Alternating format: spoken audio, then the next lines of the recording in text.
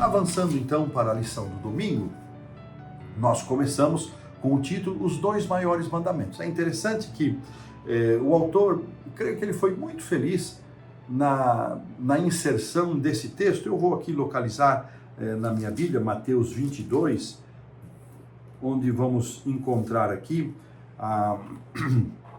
dos versos 34 ao verso 40, minha Bíblia traz como subtítulo o grande mandamento. Então, o intérprete da lei se aproxima de Jesus, diz aqui o verso 35, para o experimentar e faz a seguinte pergunta, verso 36 do capítulo 22 de Mateus.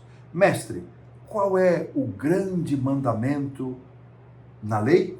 E respondeu Jesus, citando Deuteronômio, amarás o Senhor teu Deus de todo o teu coração, de toda a tua alma e de todo o teu entendimento. Este é o grande e primeiro mandamento, afirmou Jesus. E ele continua, o segundo, semelhante a este, é amarás o teu próximo como a ti mesmo. Veja que interessante. O intérprete da lei pergunta a Jesus qual era o grande mandamento. E ao Jesus responder, ele menciona o amor a Deus e o amor ao próximo. E ele termina o verso 40 dizendo o seguinte, destes dois mandamentos dependem toda a lei e os profetas.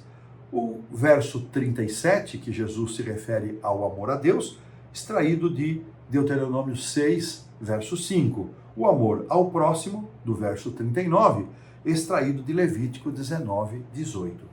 E esta resposta de Jesus, ela nos faz pensar bastante, especialmente na afirmação que aparece no verso 40.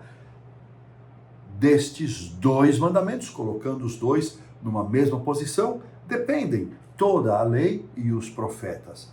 Esses dois mandamentos, como mencionei, foram extraídos do Antigo Testamento.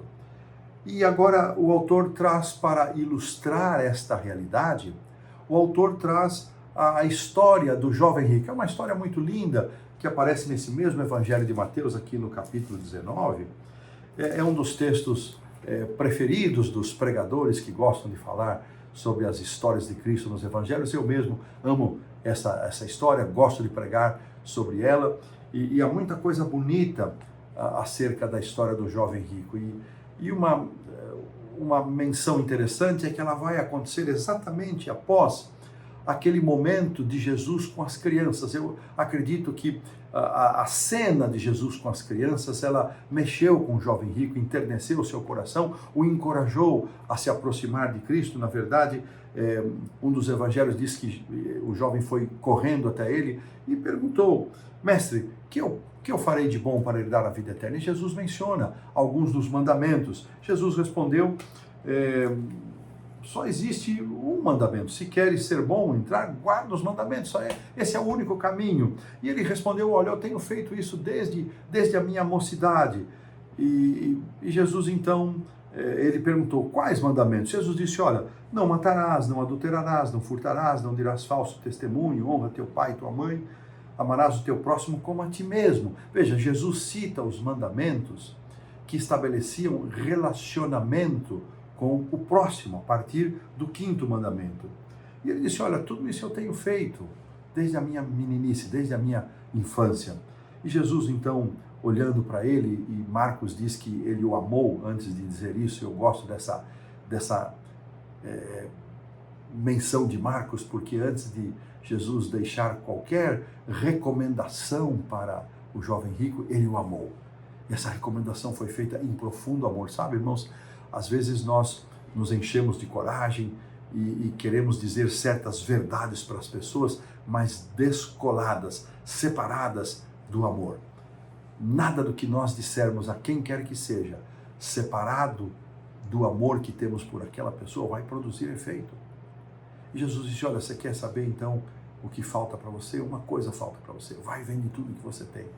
Aquele jovem rico retirou-se triste porque ele possuía muitas propriedades. Olha que coisa impressionante. Ele acreditava que observava todos os mandamentos, que ele já cumpria. Ele até tinha acerca de si uma imagem uma imagem fortalecida, positiva, de que era um guardador dos mandamentos.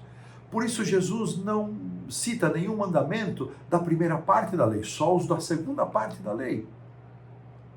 E ele se retira triste porque quando Jesus diz a ele a necessidade de vender as suas propriedades, e eu tenho pensado nisso e tenho procurado entender o que Jesus quis dizer, vai, vende tudo que tens e dá aos pobres, depois vem e segue. Foi exatamente isso. Não era uma palavra simbólica. Jesus disse, vai. E Ellen White nos ajuda a entender isso aqui no livro Desejar Todas as Nações, página 416, quando ela diz o seguinte: produção, reproduz aí para nós, por gentileza. Sua elevada posição. Ele era um príncipe, era um líder, e os bens que possuía estavam exercendo em seu caráter uma sutil influência para o mal. Ao ele se apegar a essas coisas, elas tomariam o lugar de Deus em suas afeições.